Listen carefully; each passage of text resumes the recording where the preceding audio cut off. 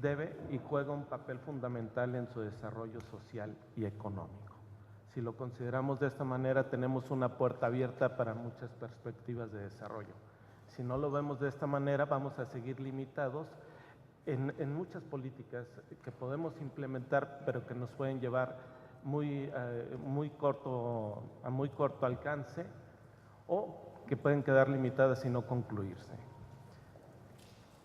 Cada vez son más los países que le apuestan a los capitales creativos que generan su industria creativa y cultural.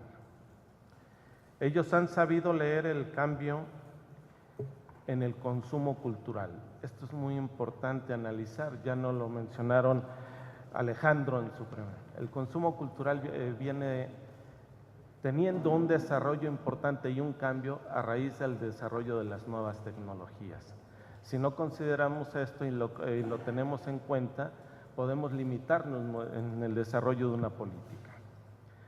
Tenemos el ejemplo de Gran Bretaña, país característico, que con un fuerte impulso a su sector creativo. Tenemos también a la India, que desarrolló una política para brindar servicios al mundo a través del software y a través de la industria del cine con Bollywood. Son casos muy concretos que se vienen dando en países no solamente desarrollados, sino también los mencionados subdesarrollados. España, por su parte, con el desarrollo de los videojuegos, los llamados Minware. Islandia, tenemos que en los últimos años le apostó a su industria creativa, esto a raíz de la crisis del 2008, y que le motivó un incentivo a esta industria, generando con ello un levantamiento de su economía en crisis, afectada a raíz de esta crisis. En especial, la música y los audiovisuales fueron los que levantaron esta industria en ese país. Corea del Sur, no se diga, lleva 10 años invirtiendo en el Korean Pop, conocido, con resultados sumamente interesantes. México no puede quedarse atrás, y menos cuando la Conferencia de las Naciones Unidas sobre Comercio y Desarrollo lo ubica en el lugar 18 mundial y el primero en Latinoamérica en producción y exportación de productos creativos. Según el economista Ernesto Piedras, las industrias creativas en México tienen una aportación económica superior al 7% del PIB nacional. Somos noveles en este país, apenas 10 años de que empezamos a generar de una manera más sistemática el impulso hacia las industrias creativas. Hace 10 años, 2 meses, Ernesto Piedras saca su primer libro, ¿Cuánto vale la cultura? Y es a raíz de ese estudio que por encargo se hizo, que por encargo de una iniciativa del gobierno, empezamos a ver este sector cultural y creativo de una manera diferente a como lo veníamos viendo. Una ley de cultura debe tener como objeto desarrollar, fomentar, incentivar y proteger a las industrias culturales y creativas, siendo entendidas estas como aquellas industrias que generan valor en razón de sus bienes y servicios, los cuales se fundamentan en gran medida en la propiedad intelectual y su origen y derivaciones culturales. Ya lo mencionó perfectamente aquí Marta, nos hizo el favor de hacer un análisis de cómo debemos de ver también a las industrias culturales y creativas, pero en su conceptualización de generación de valor en torno a su actividad económica, y no nada más de una transferencia de una mercancía, sino una mercancía que esté generando valor. Por eso la cadena de valor de las industrias culturales y creativas debe de estar determinada y analizada en función desde el origen, que es desde la creación, hasta el consumo y aprovechamiento de los bienes y servicios culturales. En el ámbito nacional es necesario formular una política integral para el desarrollo de las industrias culturales y creativas. Para ello se deberá identificar los sectores objeto que se deben de analizar concretamente, formulando lineamientos específicos que permitan desarrollarlos, fortalecerlos y posicionarlos, acompañando a los creadores de un valor agregado en la economía. Esto es muy importante, tenemos diferentes sectores. Hablábamos de las artes plásticas y la fotografía, las artesanías, los libros y las impresiones, los medios audiovisuales, del diseño, del patrimonio. Cada uno de estos sectores, subsectores de la economía creativa tienen características específicas y por ende tienen que tener un desarrollo a través de una política específica y clara, determinada.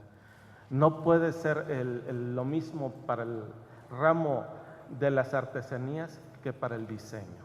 Son diferentes, hay que generar apartados específicos. Por tanto, es necesario que esta nueva ley de cultura considere fomentar, como lo decía, desarrollar y proteger a las industrias culturales y creativas a través del fortalecimiento de las instituciones públicas y privadas orientados a estos fines. No es una actividad propia del gobierno, no es una actividad propia de la iniciativa privada, es una actividad que debe de involucrar al gobierno, a la iniciativa privada y al sector social. De otra manera, las industrias culturales y creativas tienen un desarrollo mermado. Por otro lado, debemos consolidar un marco conceptual, ya lo mencionaron anteriormente. A nivel internacional podemos escuchar definiciones de Inglaterra, de la UNESCO, y en México podemos encontrar lo que nos marca la cuenta satélite de cultura desde 2014, pero también cada uno de los estados consideramos una acepción un tanto diferente. Tenemos un tronco común, pero habrá que definir dentro de este marco de ley nacional una conceptualización única. Hoy en día todavía en los 3 años de experiencia que tenemos en el estado de Jalisco de manejar el sector de las industrias creativas, todavía hay un desconocimiento por parte de los creativos de qué actividades y qué segmentos son los que está aglutinando el concepto. Para algunos, las artes plásticas y la fotografía puede estar dentro, para otros el diseño lo ven como único, para otros el patrimonio les es difícil que quede dentro de esta conceptualización. Ahora, la conceptualización es el principio de todo este eje, pero también hay que considerar la creación y el manejo de las estadísticas, de los números. Eduardo ya lo mencionó. Es muy importante, tenemos 2 años apenas con la cuenta satélite de cultura. Podremos opinar si está completa o incompleta, pero independientemente de ello, la cuenta satélite de cultura está llegando nada más al ámbito nacional. Es necesario llevarlo a los territorios subnacionales, a los estados, para poder, con base a las estadísticas específicas que se determinen a través del INEGI, considerar datos más reales para generar políticas con mucho mayor claridad. Por otro lado, consideramos que debe de ser importante promover la formación de habilidades empresariales o gerenciales para este sector, acorde a las necesidades particulares y específicas, desarrollando el sentido emprendedor de los creativos. Como bien lo comentó Eduardo, no es posible seguir sustentando el 100% de las actividades de manera subsidiaria por parte del Estado. Es necesario empezar a generar un sentido creativo emprendedor, que pasen, no todas las actividades culturales pueden generar empresa, pero aquellas que sí tienen las capacidades y las características, hay que ayudarles, porque de esa manera también se ayuda el Estado. Se tiene que pasar de ser empresas o actividades 100% subsidiarias a actividades con empresas que puedan ser autosustentables. Es decir, que puedan empezar, no prohibirles recibir el subsidio, pero sí anexarles el que empiecen a generar ellos mismos un ingreso propio, porque tenemos que empezar a borrar de nuestro mapa y del lenguaje la famosa frase de por amor al arte. Esto ha generado, la subsidiariedad estatal ha generado que los artistas y los prestadores de servicios culturales y creativos vean como su único cliente al Estado. Mientras sigan viendo como único cliente al Estado, ellos se van a ver impedidos para analizar la forma de crecimiento real cuando estos productos o servicios realmente los llega a la población en general. Hay que empezar para finalmente llegar a empresas 100% rentables.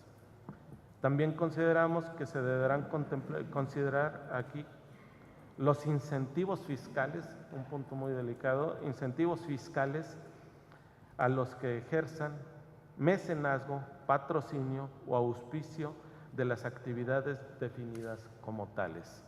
Sí existe ya dentro de la ley el apoyar a través de asociaciones civiles donatarias. Sin embargo, hay muchos empresarios que aportan recursos económicos a otras actividades culturales, nada más, y son mecenas puros, y lo que ellos esperan es un reconocimiento y una facilidad en estas aportaciones.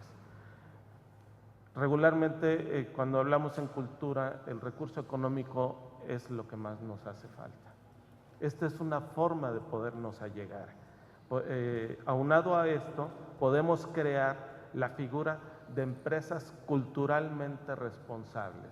Si tenemos nosotros empresas socialmente responsables, a través de estos incentivos podemos provocar que los propios empresarios busquen ser también empresas culturalmente responsables.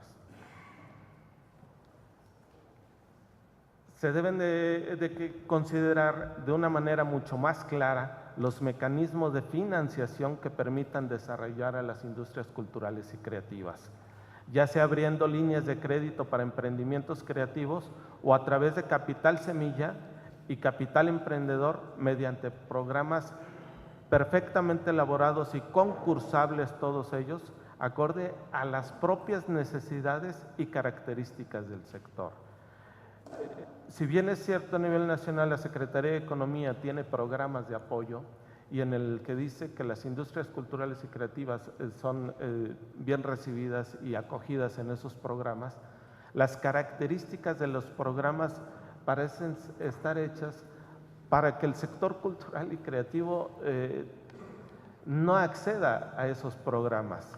Es necesario trabajar en ellos.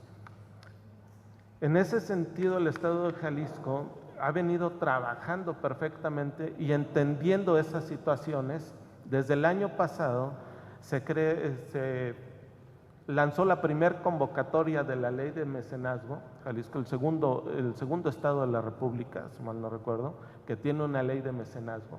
Es de origen estatal porque ataca sobre el impuesto sobre nómina, que es una recaudación estatal. El Estado de Jalisco, a través de la Secretaría de Cultura, ya generó un instrumento más.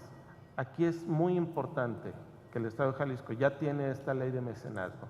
Habrá que reforzarla, habrá que nutrirla y habrá que crecerla. Hoy por hoy la ley de mecenazgo es perfectible, como todas las políticas, pero ya tenemos un instrumento enmarcado en ley y hay que aprovecharlo. Por otro lado, este primer año también lanzamos en el Estado de Jalisco el primer programa de apoyo específico para el sector creativo y cultural, específico para la creación, sostenimiento y crecimiento de microempresas creativas y culturales, con características específicas para ellos. Igualmente, es nuestro primer año, este programa es perfectible, pero consideramos que deben de estar específicos dentro de la ley nacional para que el sector pueda tener un crecimiento más estable. La vinculación de las industrias culturales, de las actividades culturales tradicionales y las no tan tradicionales con las nuevas tecnologías debe de ser algo muy importante. Debe de estar muy claro cómo podemos establecernos. La doctora Miriam Báchez mencionó que el año pasado realizamos el primer hackathon cultural cultural y creativo. Cuando lo lanzamos, la primera pregunta decía, ¿y aquí eso con qué se come? ¿Quiénes pueden participar? La gente creativa, los que se dedicaban al sector cultural, nos preguntaban, bueno, ¿yo qué hago en un hackathon? Lo oigo muy tecnológico. Los que estaban del otro lado decían, bueno, ¿y yo qué voy a hacer con la cultura? A final de cuentas.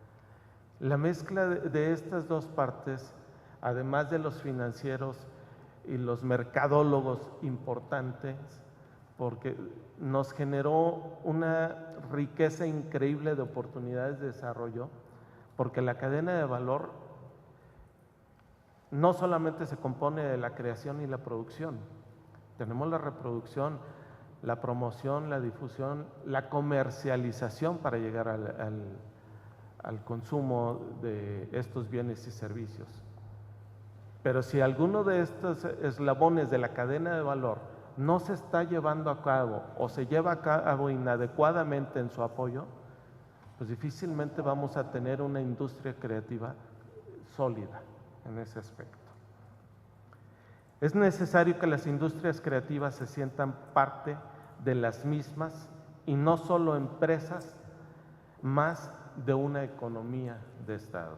Y me refiero aquí a los profesionales de la cultura y la creatividad, ya sean personas físicas con actividad empresarial o forma de personas morales.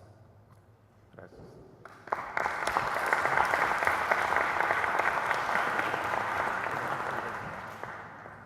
Muchas gracias por su participación a Martín Paulo Mercado. Seguimos con nuestro siguiente ponente, diputada.